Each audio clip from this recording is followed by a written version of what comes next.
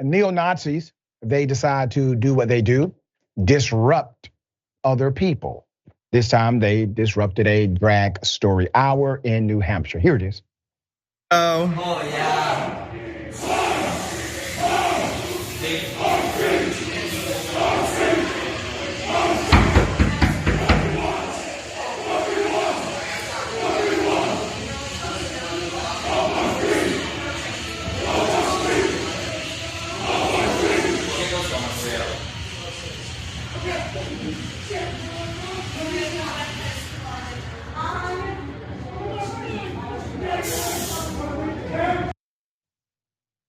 Put up the picture.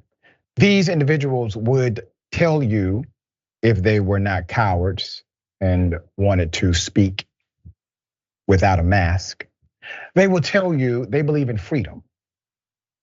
They're patriots. Viral video posted to Twitter shows a group of neo-Nazis dressed in dark masks because they are cowards and sunglasses disrupting a drag story hour in New Hampshire over the weekend while drag queens read children's books to kids inside the LGBTQ-owned coffee shop. Members of New England-based neo-Nazi group NSC 131 chanted homophobic slurs and banged on the shop's windows. Now, keep in mind, individuals who participate in this kind of racist behavior or bigoted action, they are not simply going after this. They will go after Black Lives Matter. They will go after progressive legislation. They will go after anyone who's not a white supremacist or hold their ideology in heart. NSC stands for Nationalist Social Club. That's what they call themselves.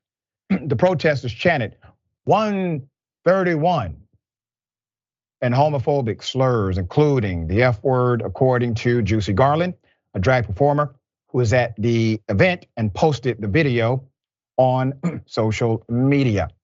This isn't something strange and unique unto self, Garland 37 said.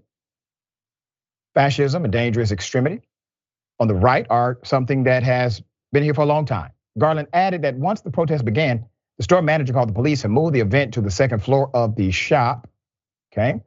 And they did so away from demonstrators. The coffee shop's owner, Emmett Soldati, said the shop has hosted drag story hour events for the last decade. While there have been demonstrations before, they have increased in size and severity over the last 12 months. This kind of response is very new. There appears to tactically be a shift. Even if 6 years ago, people did have a problem with what we did. Since June 2022, there's been an average of 39 anti-LGBTQ protests nationwide each month, according to a recent report by the Crowd Counting Consortium, a research group that tracks the size of political protests. In comparison, the group recorded just 3 protests per month from January 2017 to May 2022. Now, these individuals will say they're outraged because they don't want children exposed to this. Now, remember, parents are typically involved, and this is a choice, a decision by a private company, a private family, a private event. No criminality here. But I wonder, do they have the same, objection when a child goes to Hooters? Or maybe a basketball game and there's, gyrating happening at the basketball game. Jeff, thoughts?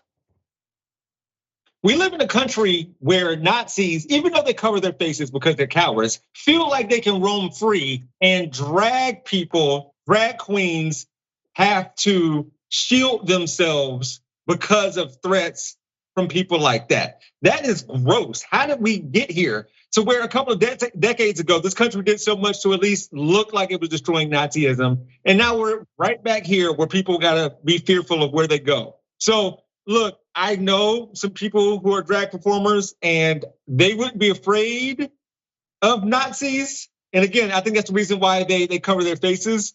But yeah, it should be a non-issue what this private company does in order to help with literacy, by the way, but whatever.